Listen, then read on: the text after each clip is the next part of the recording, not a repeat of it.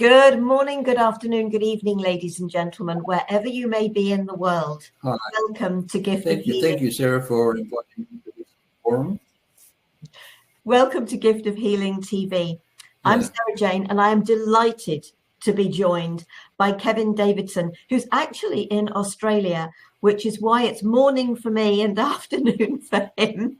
So, Kevin, thank you so much for agreeing to join us today.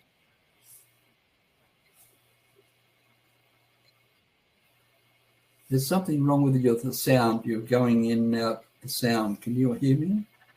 I can hear you, but there seems to be the sound quality is not too. It's happening between obviously ourselves in sort of. Yeah, there is a delay going on. Yeah. Yeah. So if there is some sort of delay going. Yeah. So anyway, Kevin, welcome.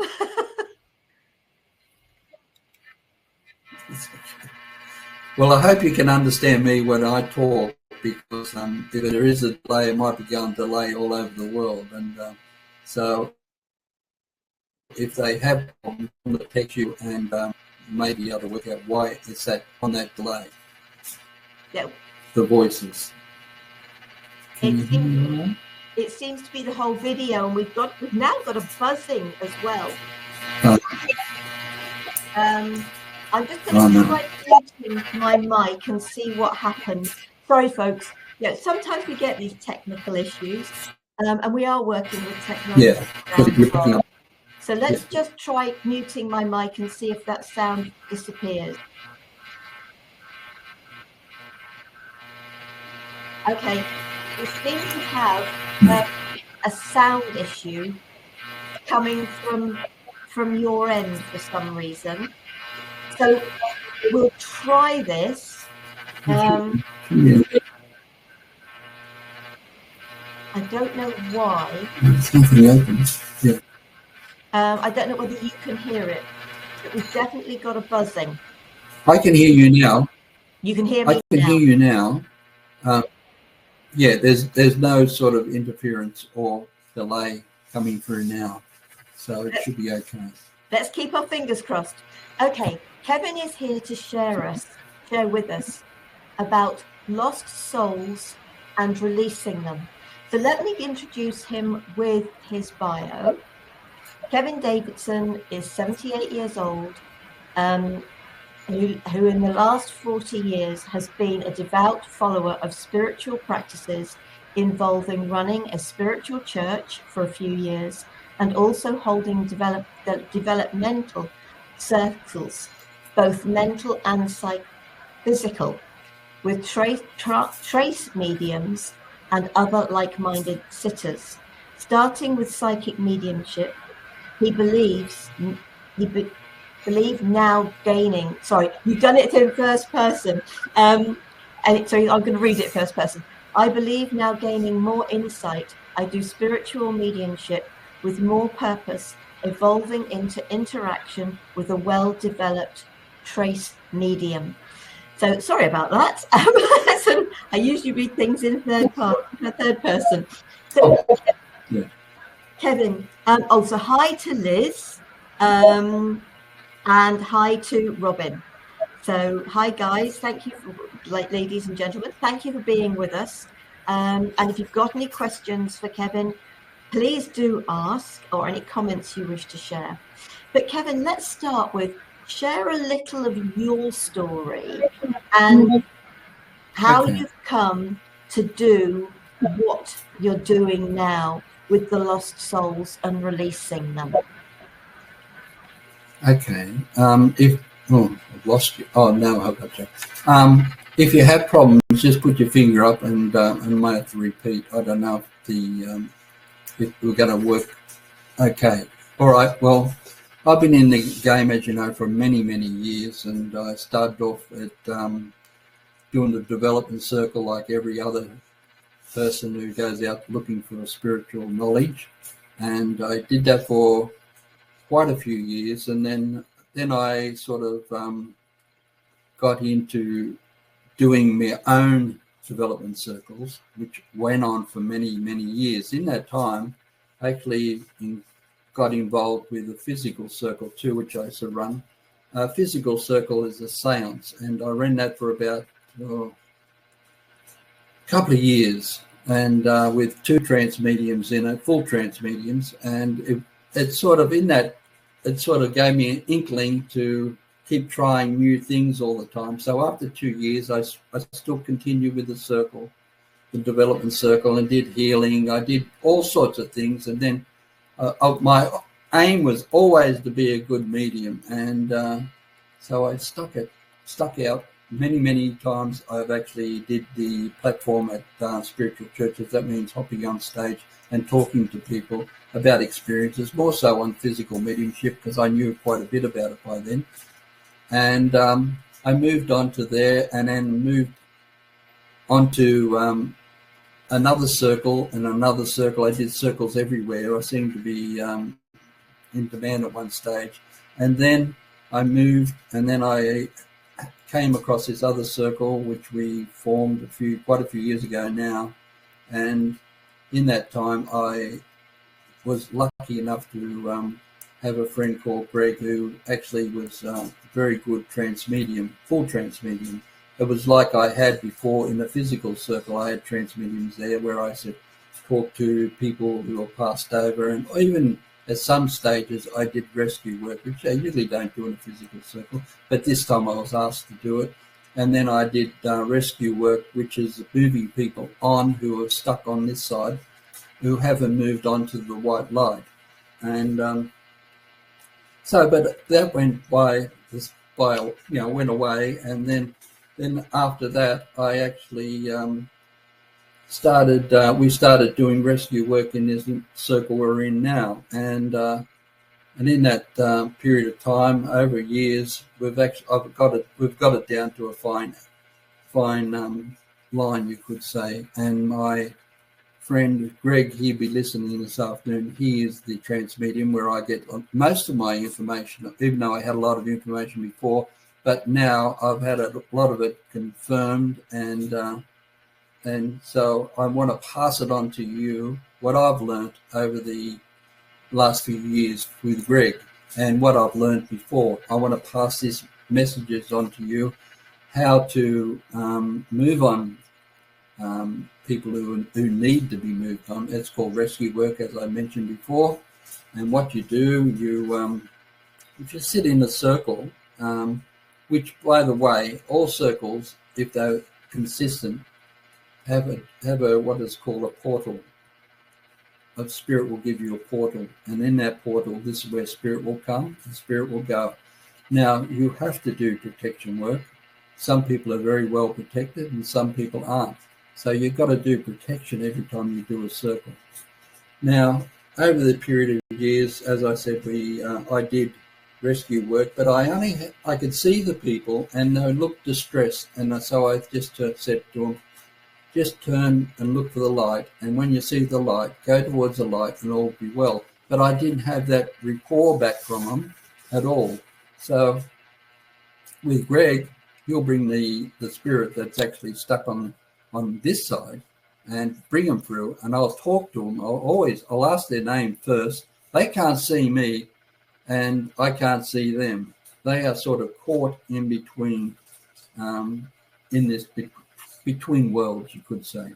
So what actually stops them from moving is into the white light, because they don't know the white light. They don't believe in any God or spirit or anything like that.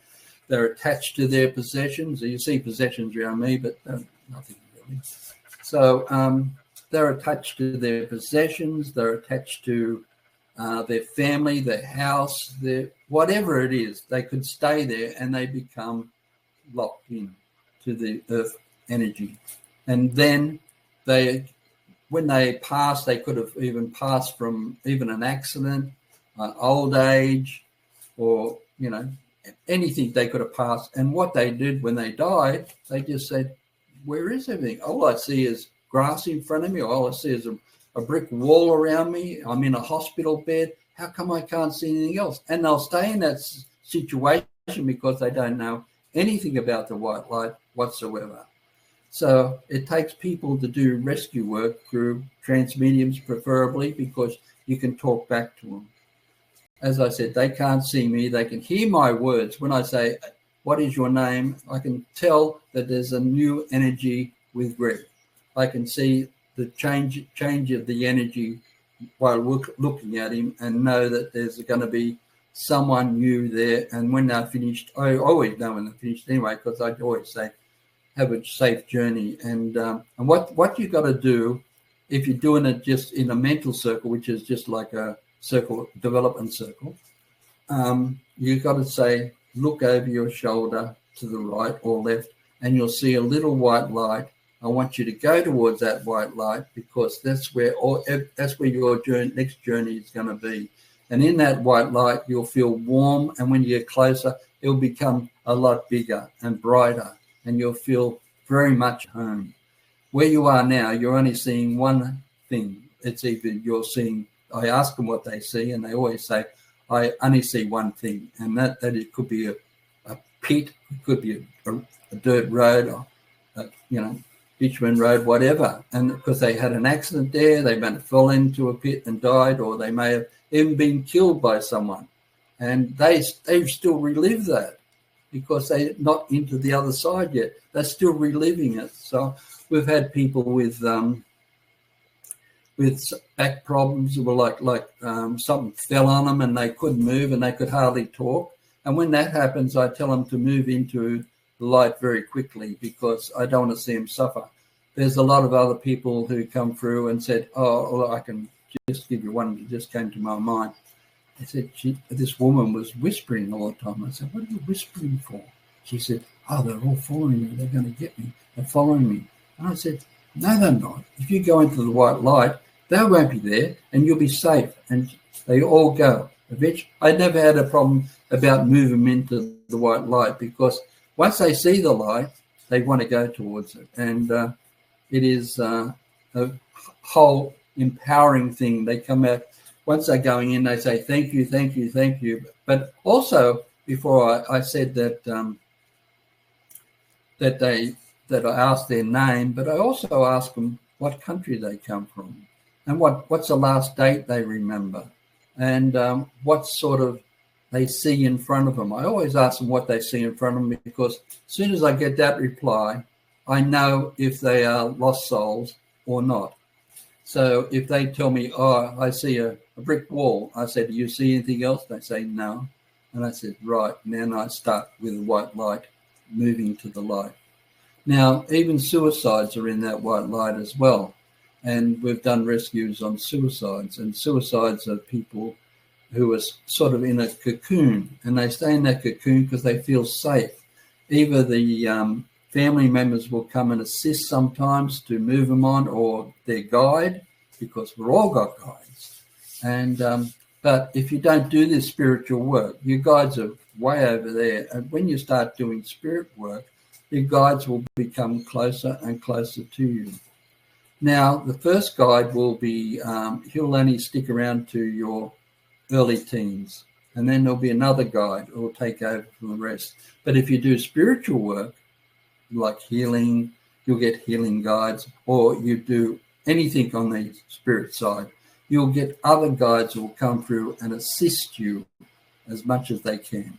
So you wouldn't have to worry that there's no one else there. There is plenty there. Even when we have the circle, we have a room full of spirits on the other side watching what we do. And even when we had the physical circle, we used to have numerous people in that room who we couldn't see, but we knew they were there. So as I said, when we're talking about the suicides, we can actually even penetrate them as well. And they're actually still in the white light. They're not dark yet because they took their own life. They are still moving in. So what we do, we talk to them and we encourage them, and eventually they move on to it. Every suicide I've moved on. I haven't lost one and said, no, I'm not going anywhere. I'm moving on. So it's all good. And I can talk about a lot of other subjects, but yeah, well, all right. When they go through the white light, it's a total cleansing of that person. when they go into the white light. It's all their dramas are all gone, all their karma's gone, because it's a total cleanse. On the other side, there is healing on the other side, but it's a different type of healing. The healing on the other side is involved by volunteer guides, as you could say, who help these people who come from different religions and sort of encourage them to follow what Spirit's putting out there.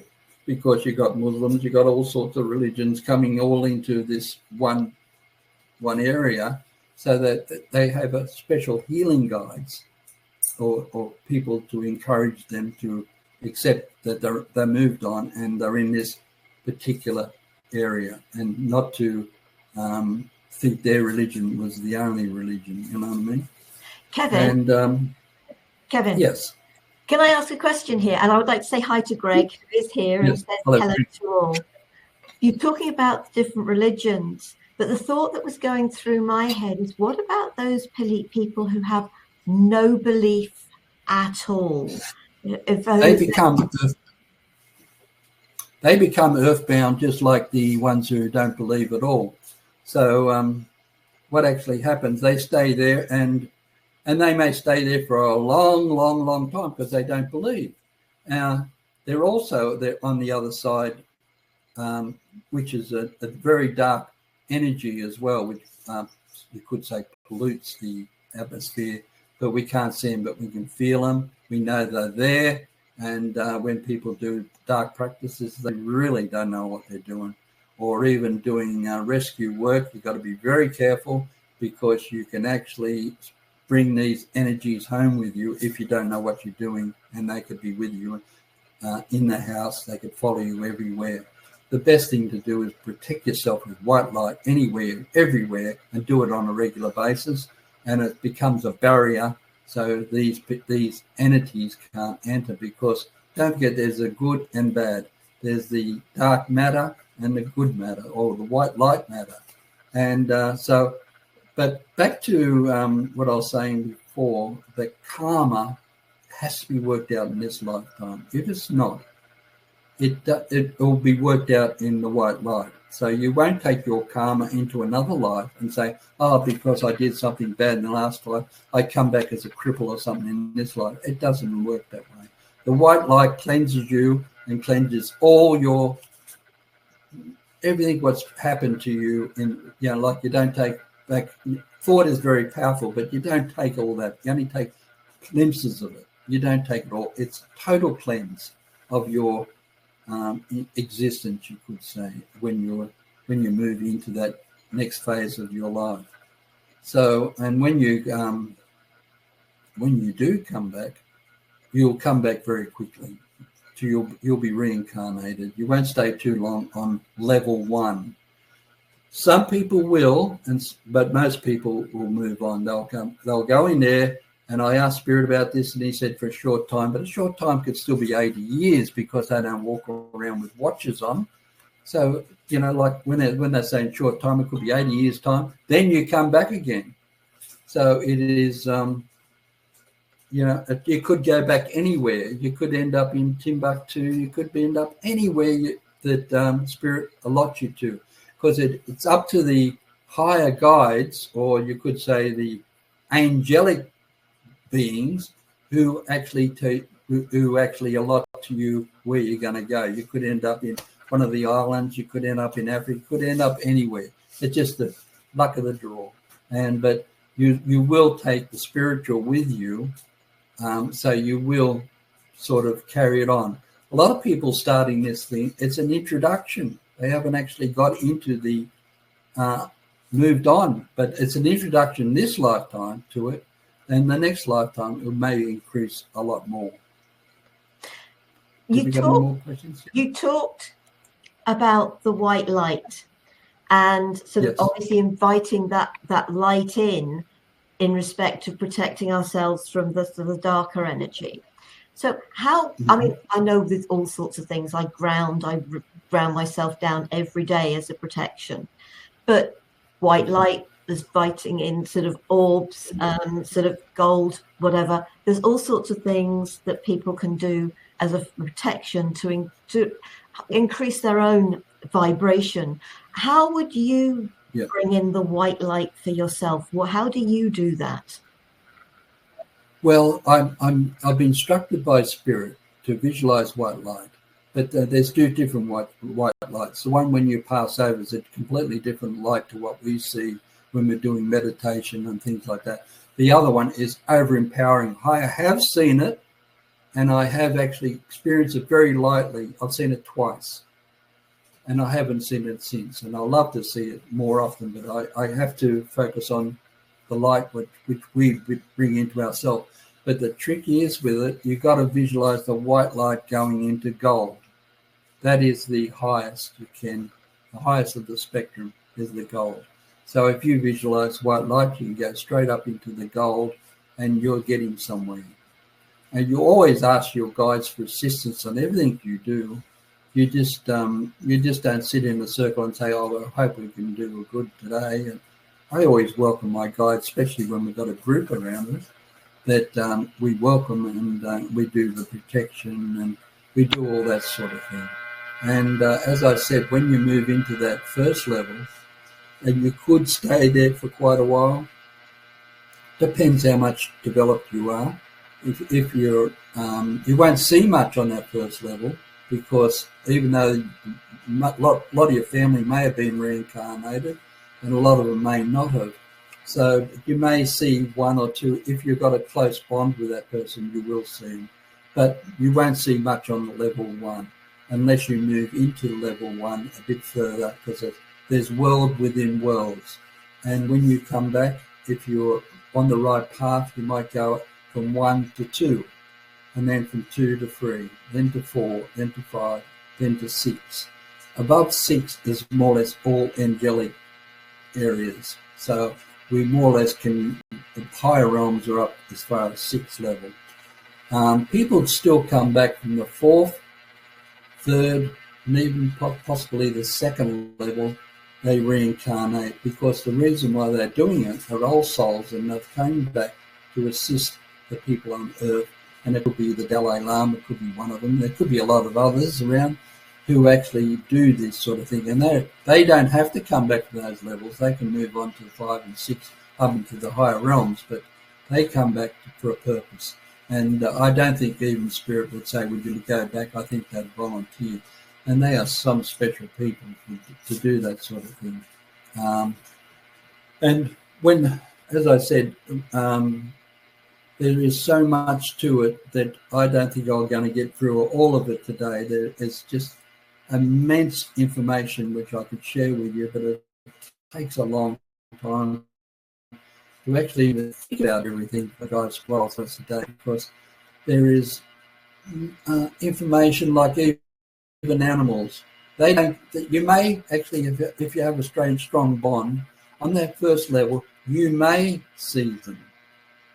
But if you haven't got a really close bond, that what they will do, all animals will go into their own realm, and that's where they'll stay, and they'll reincarnate just like help. But a dog will come back as a dog, a donkey will come back as a donkey, a lion will come back as a lion. They don't sort of cross over and say, "I'm going to come back as a cat next time," or something like that. So they have their own journey as well, and they can become, some dogs and animals can become very spiritual as well, and they got their own levels, but it's not advanced as what we have. On the other side, the dark side, they got levels too, so that's where the balance is. We've got to try and keep the light flourishing on this side, because the balance of this dark energy, dark matter, is rising as well. At the moment it's like that, but it's tilting sometimes, and we've got to be very careful of this. The dark matter moves in, because they are around, and but hopefully we in the light we won't see them. Have you got any other questions? Because I'm forgetting. No. That's fine. I'm quite happy to ask questions. You talk about the lost souls and helping them to release. And so if there are folks out there who are sort of really interested in this, and is there something, you were talking before we started that yourself and Greg are trans mediums, and what that... Greg, what that means, and because you were talking about the fact that there are some people that are partially doing it, but they're not fully doing it. So can you share a little bit more about that to help people have a better understanding? Yes, okay. Well, when you do channeling, that is a part of trancing, but it's a very light trance. Then there's another stage you go to where you can see spirit and you can hear them, but they seem a long way away. Then there's another stage where you go full trance, where you don't know anything. You're completely, blocked off from everything, and all the spirits using you as a channel to come through. So that's one that Greg is, and that's ones I used to work with when I was in another area. And so what was the other question besides that trancing? I'm sorry. So it was about sort of how the people would then start this work. You've obviously had that support with Greg, and it's better that people obviously, some people will be able to do it naturally, but other people require support. Yeah, so it takes time. You wouldn't just do trance work unless you had sort of formal training in a circle and know about the conditions of what it involves and things like that, because if you get every Tom, Dick and Harry trying to do it, they could be bringing through dark matter as well. So you've got to be aware of what you're doing. But Greg is well protected, and as I said, he's in a portal, same as my place is a portal as well, in the lounge room. And his area where he works is a portal as well, and that's pretty well protected. But if people, not everyone can do trance work. Personally, I'm glad I'm not doing trance, because now I'm doing rescue work, which, as I said, moving people from one area into the white light.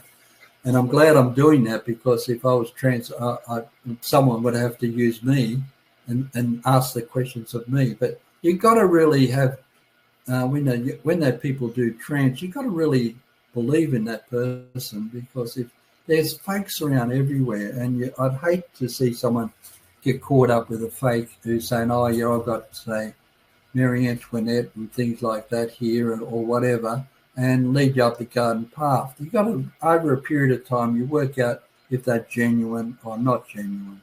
And it takes time, energy, but it's all worthwhile in the end. If you do find a really good trance medium who's honest, main thing is honesty. We always work with honesty, and we don't differ from it.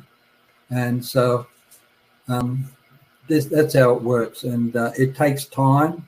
It'll take little steps at a time, but eventually it all happens. And how I realized when I had the physical circle, which was a seance, this girl who was just a visitor, we used to send energy to each person and they'd do it for 2 weeks, and if nothing happened, and we'd send it to another person, trying to get some reaction. And when we did it to this other trance medium, who was a developing trance medium, she went full trance, and everything went ballistic, and then my hair, I did have it, went straight up. And it was really phenomenal, where we had a big round table, oak table, and it balanced and walked on one leg and started spinning in circles and going the other way. That was phenomenal, and that was at that time really good. I thought that was the ants pants, but where I'm at now, I think this is my journey to actually move people on into another area of light. Yeah. So So you obviously and sort of Greg have become aware of these lost souls, these trapped souls, and they've trapped themselves. Yeah, I asked. Yeah. But, I asked what actually happened. Oh, God. So you become aware of them. Now, is that because of your ability to do the trance, or is that something that you would have without that ability? Well, I don't do the trance. I'm in myself, but Greg is in trance. And what I do, I talk to his guides first, and they tell me any question that I want to ask, and then I ask them to produce someone who's a lost soul. And sometimes I'll just stipulate suicide. Sometimes I'll stipulate anyone who's stuck. And I have them from all over the world. I have America, Alaska, France, Aboriginal one time, which I thought was very unusual. I've had them from everywhere. And they come in and I just tell them, look over shoulders. I said some are bringing these conditions back with them because they're coming a little bit close to the physical. And they may suffer from, say, cancer really bad or cancer of the throat and they can't talk properly. And that comes through Greg. Like, okay, you're trying to talk to me. And I had one incident, which he already moved over, but I thought I'd mention him. He was quite a character. A guy called Monty came through Greg a few weeks ago. Morning, a few weeks ago. And we started talking. He said, I just want to talk to someone. I said, oh, okay. And I said, what's it like there? And he said, I don't see anyone. Everyone passes me by. I don't see anyone. I said, oh, that's strange. How come you can't see anyone? And I said, he was going into the 4th level as well. And I couldn't work it out. He was in between the 3rd and the 4th level. And then the following, only last week, I asked one of Greg's guides, why hasn't he can't see anyone? He said, because he was blind when he was in the physical. And and then he's with encouraging him to see beyond the blindness in the spirit world. And this is the problem. He couldn't see any. So that explains a lot of things why he couldn't see it. A lot of people, when you ask them, you always ask them, if they only see one thing, they're trapped souls. And when you've got a trance medium, it helps so much because, as I said, if you're doing it in a circle and you just see someone who's a little bit lost and you're just hoping that they're going to take advice, but you've got no recall. I don't hear them, but I hear them through Greg. And I can talk to them. But I don't hold them too long because there's a big line of people trying to actually move on. So if I spend too much time with one, there might be 50 others who want to move into the light as well. They can't hear what I'm saying to this particular person at all. They don't hear anything. Only when I say, what is your name? It echoes into this dense area where they are and they answer me. I haven't had one who hasn't answered me. And so it is a really, I feel really good that I'm doing this sort of work now because I know, when you're doing mediumship, you're achieving something for yourself, but I'm achieving now also for a lot of people. I've done, I don't know how many I've done, but there's on the other side who need rescue, and there could be hundreds of thousands of them there. And I always encourage anyone who does trance mediumship who are genuine to have some offsider to help them and just ask for it. Yeah, that's all they have to do, and they'll eventually be brought in. So, and once you get the first one and learn the formula, like what is your name? Well, we've already answered that when they've answered me when I first made the call for them. Where do you come from? What's the last date you remember? I only do this for personal knowledge, that's all. And so I do that, and it works all the time. I've had no drama. And I've had some aggressive people, but they calmed down a little bit. And so I sort of eventually moved them in. And they'd say, who are you? Who are you? Or someone say, and I say, oh, it's me. I'm Kevin. I'm here to help you move into the light. What's the light? Yeah, and I say heaven. As soon as I say heaven, that they more accept it a lot easier. So it's so it's a real adventure, you could say, with all the different people that come through. Some are very old who come through, some are very young, as I said. And also, people don't seem to realize too that people who committed a very serious offense, like even murder, can still go into the white light, would you believe?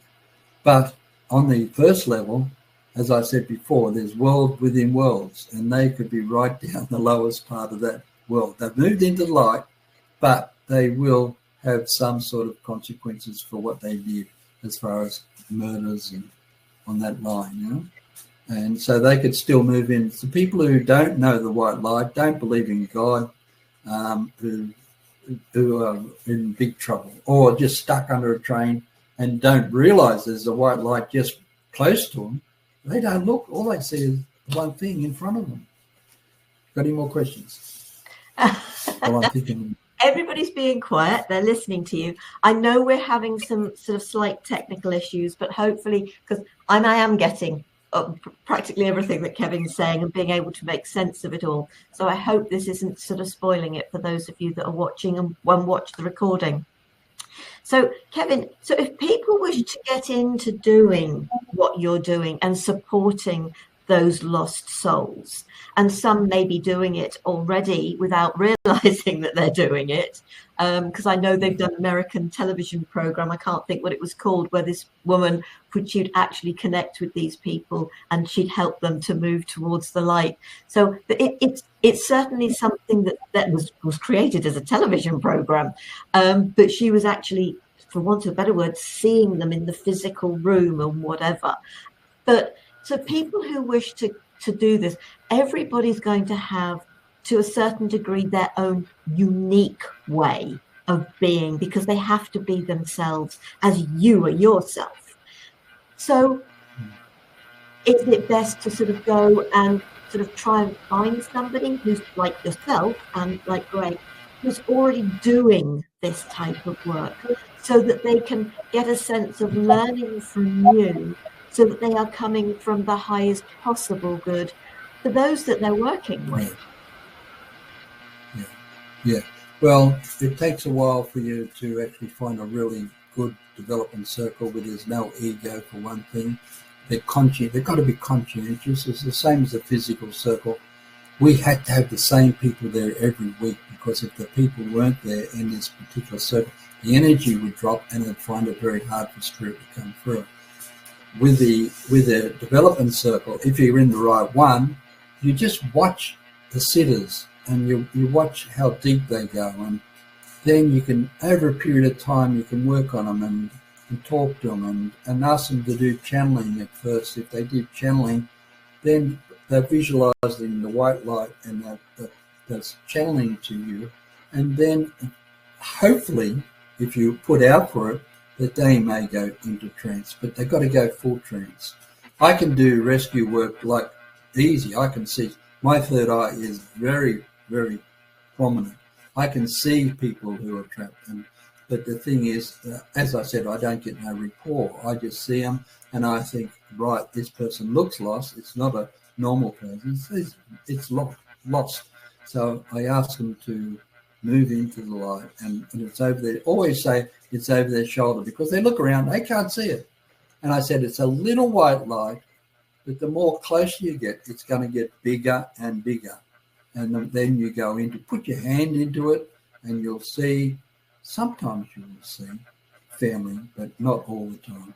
And once you get in there, it's like a whole cleansing of your body.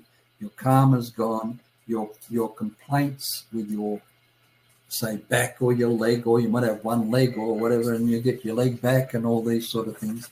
So you become a light being, but on the first level, as I said, you won't stay there. 90%, it could be even more than 90%, will be reincarnated within a short time. Now, as I said, they don't wear watches, so their short time could still be 80 years or less, or even 100 years and less, because they don't know anything about time at all. So they can make predictions, but you don't know when it's going to happen, because there's no such thing as time. They can look for events that may happen, and then they can tie it, when this event happens, that will happen. But as far as saying on the August or whatever, and say 1926, something's going to happen to you, or it doesn't apply, you know. There is a lot of, there is another guy who's doing a different field to me, but it's very good to actually lock in with him. His name's William Buhlman, Buhlman. He does out-of-body travel, and he has a huge following. And just to listen to his stories is just, I've got all his books as well. But I don't do out-of-body travel. I've done it a couple of times, but where I am now, I'm happy where I'm at, and because I know I'm doing good, and it feels good to me, and I'm happy. As I said, there people who have passed over could be stillborn, they could be anything, but they grow on the other side and they get reborn very quickly as well. Now, we talked also about soulmates. People said, "Oh, I'm looking for my soulmate. I probably had a soulmate this lifetime." If you did, it's very rare, because soulmates you could wait 2 or 3 reincarnations before you find a soulmate. They're not someone who's down the road and say, "I get on really good. He's my soulmate," or "She's my soulmate." It doesn't happen that way. It's a very rare thing to actually come to meet. And there is twin souls as well. Twin souls is more or less influenced by the angelic kingdom.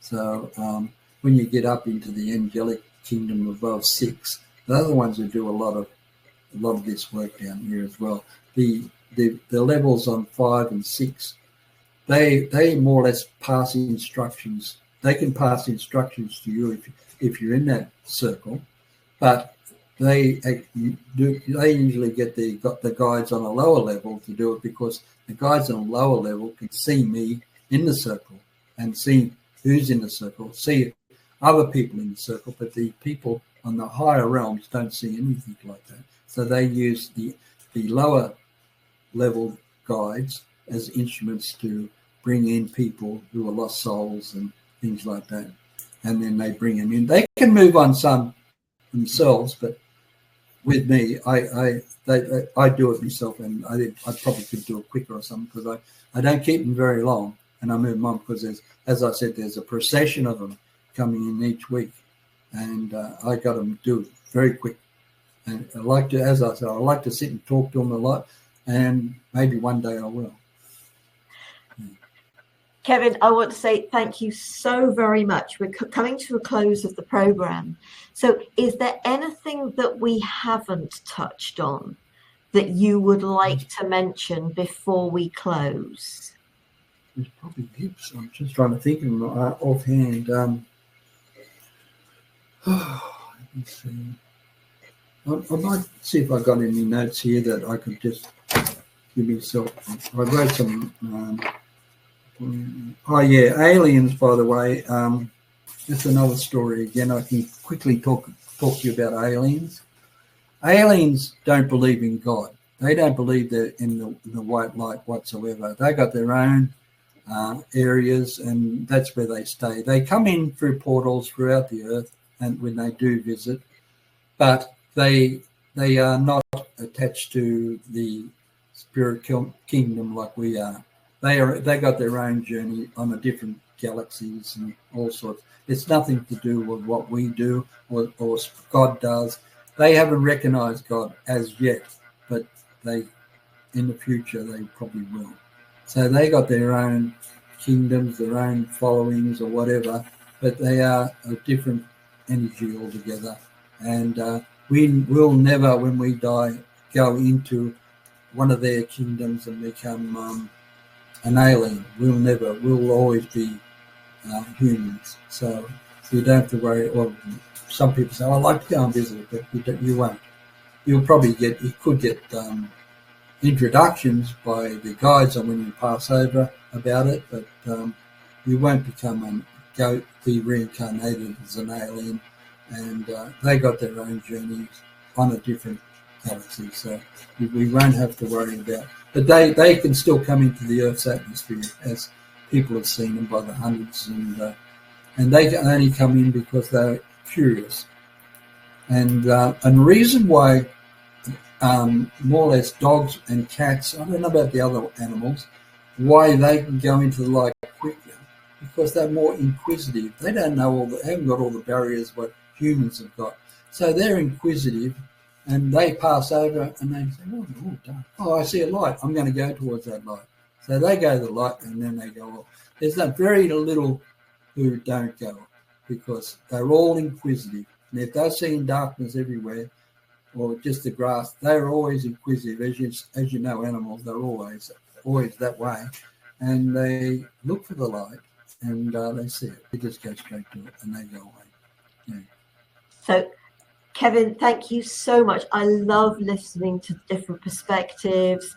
it's so right that people have, whether it's a religion, whatever, that people are open to everything that is shared, and then we go to what speaks to us. Kevin doesn't actually have a website, but I have put his Facebook page, which is facebook.com/kevin.davidson.796. It's in the chat. If you're watching the replay, if you're watching it on YouTube, you'll find it in the information below the video. Kevin, I wish to say thank you so very much for joining us and for sharing your wisdom with us today. It's so much appreciated. Folks, if you are interested in what Kevin has shared, in learning more, please do check him out on his Facebook page, connect with him there. And because all of this work is really important to all of us here. So please do. Next week, we've got a today's conversation for you back at our normal time in the UK at 7:30 p.m. And that's a selfish or harder to manipulate program with Eileen Dillon and Bradford Tilden. And we will be talking about believing in yourself. So please feel free to join us for our programs in the future. And I hope that everything that Kevin has shared here today, you have enjoyed, and you will think about connecting with him. Kevin, thank you. Take care. Thank you for having me. It was I haven't done this sort of work for a long time, but I'm glad that you actually invited me. Thank you very much. And the people on the side, if they want to ask questions, get on the Facebook. It's like a star. You'll see a star, Kevin Davidson. It's got a star with like a teardrop in it, and you'll know it's me. And just ask the question. Any questions you got, because I have forgotten a lot what I was going to say today. So if you ask them, I'll always answer them. So no drama. Thank you so much indeed. Take care. Be safe. Stay well. Bye, folks. Bye-bye. Bye-bye.